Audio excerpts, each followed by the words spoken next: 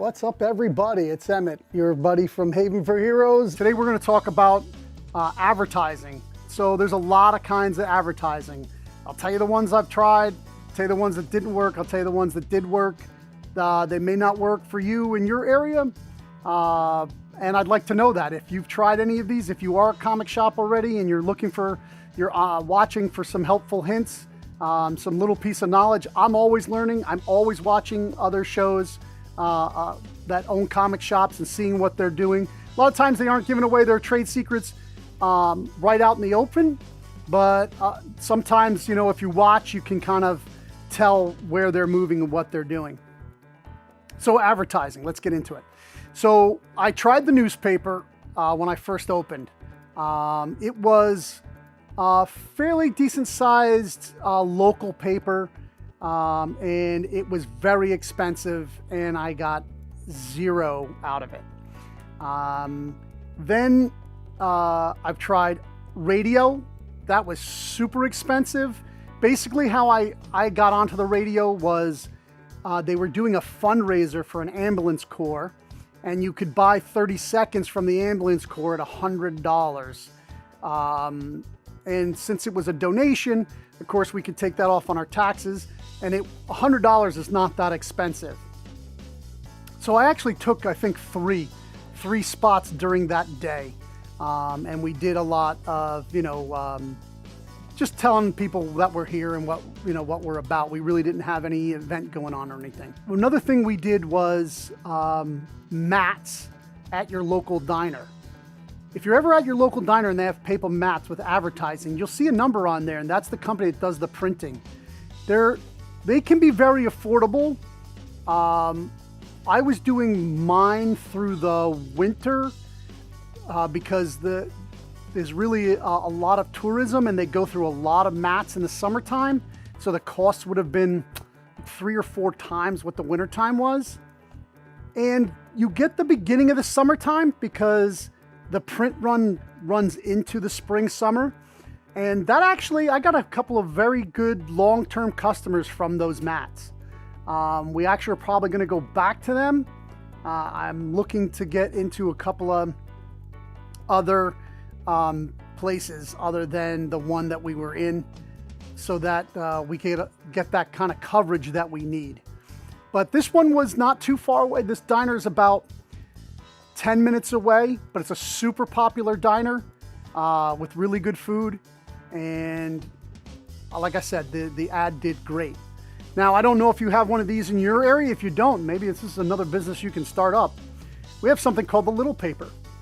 And basically they drop off these copies, which they probably just do at a print shop. I think a print shop used to do them, and now somebody else has it and has them printed up.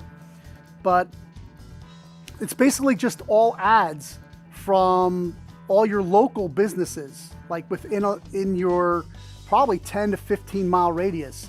And then all your local businesses that advertise have these in their businesses. And basically our ad in here is about buying, because as a collectible shop, there's nothing we need more than people to bring us their collections.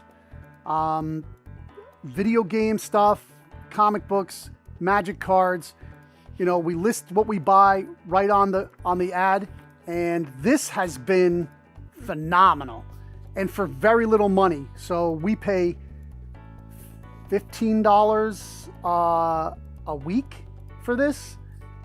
We buy it in a 6 or 8 week.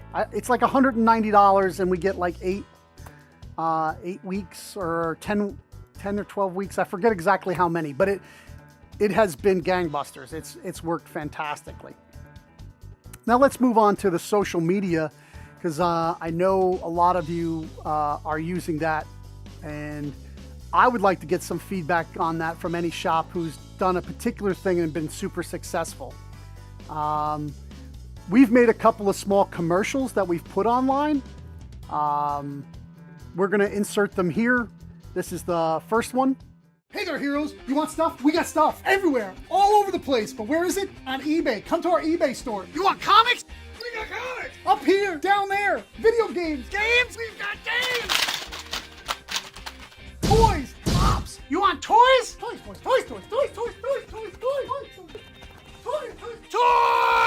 Where? On our eBay store. Go there. Find them.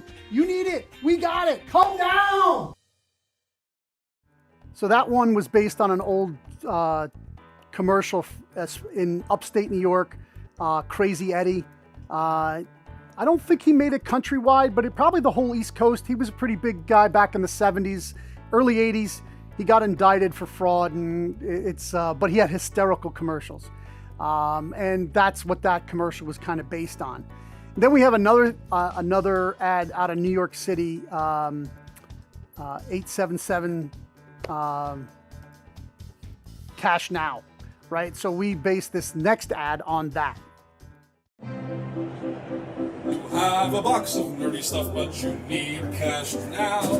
Small haven for heroes, the numbers on the screen. You have magic, we will buy. Comics and toys we supply. Magic, comics, video games, you need cash now. Call Haven for heroes. The numbers on the screen. The numbers on the screen. The numbers on the screen. It's your money. Get it when you need it. Call Haven for heroes. The numbers on the screen. You know, we like to keep it light and funny, and again, we were looking for people coming out of COVID, needed some extra cash. We wanted them to bring us their stuff. Everybody's like, don't you want to sell stuff? Listen, selling kind of takes care of itself in the collectible market. The collectors are out there. They Google, they look for you. I need people to bring me stuff on the regular. And so that's why a good percentage of our ads are about buying. We're always buying. We always pay cash. And, you know, everybody knows we list what we pay right out in the front. We tell everybody right off the get, so that there is no, like during negotiations, you can quibble about condition and stuff like that. And then it moves a little, but it'll never move a lot, right? So we try to be really honest up front. It makes negotiations go much easier and much faster. So back to advertising. So when we made our two ads, when we posted them on Facebook, we boosted them. We also posted it on YouTube. And it is one of my most highly viewed YouTube videos. Probably the highest viewed. It's only 30 seconds though. So like YouTube doesn't care. We're a small channel. But the people that responded to it on Facebook, because we posted it on Facebook, was incredible. It was a lot of fun. People really enjoyed it. They got a good laugh out of it. And we did see a spike in our eBay sales for a short period of time. We probably could have either made another ad or pushed that ad out again after some time, but we've moved in a different direction. But we will be making some more ads because obviously we have fun with the camera and we've got some new stuff to do. So if you have any suggestions for an ad from like a retro ad that we could copy or parody, please send it along. You know, there's a couple of things I was thinking about. The My Pillow guy, that could be really funny. Just a lot of different of like the Slap Chop. Some of those crazy As Seen on TV ads are always fun to parody. But if you know one in particular, you know, send me a link to my Instagram, because I don't think you can link in YouTube, but send me a link in Instagram or Twitter. And yeah, I'd love to see it. It would be a lot of fun to make an ad together with everybody. And we're going to do a behind the scenes because it's going to be part of Comic Shop Talk. So we'll be doing that. Now, Instagram. I don't post enough on Instagram. Having a full-time job and full-time comic book guy at the comic shop, I know everybody says, oh, it takes a couple of minutes. And I try to every day to post once, and I miss a lot. But I do see traction through Instagram, adding Instagram followers. And the more Instagram followers you have, the more that your store's name gets out there. People will then search you out when they're in the area. I've noticed that when people see you either on Instagram or YouTube or even Twitter, when they meet you in person, it's kind of like a little thing, right? So I am all about social media. I just really don't have the time, and I don't have the money to hire somebody to do it. I wish I did, because I would have them 3-4 posts a day. And the other thing is you got to make the posts interesting. Like I could just take a picture of the new books for when, and just put new comic book day and then post it out. I think that's flat. I think you got to be a little bit more exciting than that. If you read comics, you know what the new comic books are out for the day, for Wednesday. So, I like to do the stuff, the cool stuff that comes in, like wall pictures, card collections. We've been getting a lot of Magic and a lot of Pokemon in. I think we got some crazy Yu-Gi-Oh coming in the next couple of days. But that's a great place when you get a new item in to put out. Put the hashtag for sale, put the hashtag Pokemon, get your hashtags right, get people out there interested. I have only sold one item over Instagram because I don't post enough, so I don't have enough followers. Oh, by the way, follow me on Instagram, Hidden for Here. That is a cheap way of getting more Instagram followers. But seriously, Twitter, I think, is not as good at drawing customers in. I think Instagram is way better for customers. Twitter is more of building an audience to send to your Instagram. Facebook, we don't have our own website because really how hard it is to drive traffic to your own personal website nowadays. I mean, it used to be a little bit easier because there wasn't this huge Facebook platform. But now that Facebook has an actual, businesses have their own Facebook page and their own store attached to their, why would I pay $10,000 to $15,000 to build a website to not get the same kind of traffic I can get on a Facebook page? The store has worked really well for us. We've made a bunch of money on it. They are still not charging a percentage through the end of the year, which is amazing. Kind of the reason why we closed our eBay store for the time being. Look, eBay with their fees, it's 20% plus. I mean, I know this isn't part of the advertising thing, but really, you put your effort where your profit is. And if I'm losing 20% on every sale to somebody who's just creating a platform, and then somebody's created a platform I can use for free, where I'm going to be at. I'm going to be there. So boosting on your stuff on Facebook has been very good. Events and our ad has worked very good. Basic boosts on just like New Comic Book Day and stuff like that I tried out. It really didn't seem to pay dividends. So I would say if you have a special event, start boosting it early. Boost heavy when you get really close. So initially you boost it, have it end, and then start a new campaign of boosting and go heavier. So the same amount of money in the shorter amount of time. So you get a higher number. And it also reminds people, right? So if you're 3 weeks out from Free Comic Book Day and you boost the event on Facebook, as that 3 weeks, people start to forget. So you want to have it end before the last week and then start up a new campaign on that last week with a little bit more money so that you're going to hit a lot more people, but it's also going to be a reminder to everybody that saw it in the first place. And using the events, like when you create it as an event, you can invite a lot of people.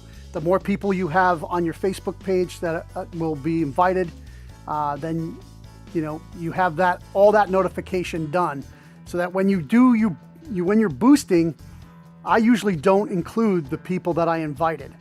I include only people that don't like my page. So that's what I do. If you have different way of doing it and it's been successful for you, please leave a message in the comments. Hit me up on Instagram. Like I said, this is just my experience in a small market comic store in upstate New York.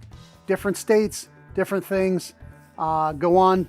Places might not have little papers. You know, if you're a big metropolitan area, they don't have a little paper. There's no guy doing this in a small area in like New York City or Detroit or Minnesota is a state.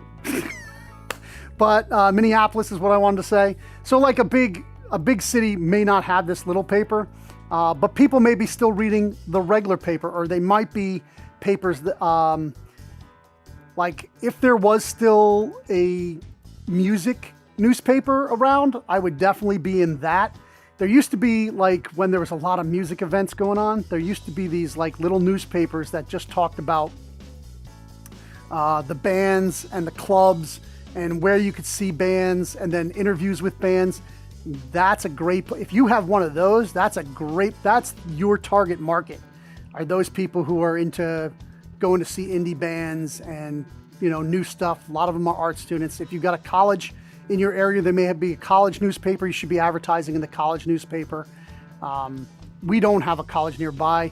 I wish, because that is built-in business. Actually, I've been looking, because I'd like to open a second shop at some point, and I've been looking for places that don't have LGS, LCS, that have a good number of colleges in the area. So if you know a spot, shout it out. Yeah, hit us up in the comments. Back to advertising. So radio, what I found was I was getting free radio advertising when I was holding exciting events. So when I had people here from The Walking Dead, they mentioned it on the radio, but they put it on their website, which is actually, they do get a lot of traffic on their website. They put a whole article on who we would be having, when it would be, and for how long it would be going on. And I connected with the guy, really cool guy, and he said if I ever have an event going on, just send him a message, and you know, he'd throw it up on the website. So networking, there's another part of advertising. Free advertising is one of the best advertisings you can get, because advertising is very expensive. Make sure you stick to your budget that you put on your shop, but make sure you're out there networking to get free advertising. Calling into shows, giving away free tickets to things. Like if you purchase a couple of tickets to a local convention, maybe you just give it to the radio station to give away, and they can say, oh, this was sponsored by. If the local convention hasn't already done that. There's a lot of different things you can do. There's probably some things I haven't mentioned, probably some things I forgot to mention. If you have a local television station, try to get on there. I mean, I don't know how many people are watching your local television anymore, but it's possible. And again, it's about buying and getting your stuff from the locals that you need to resell.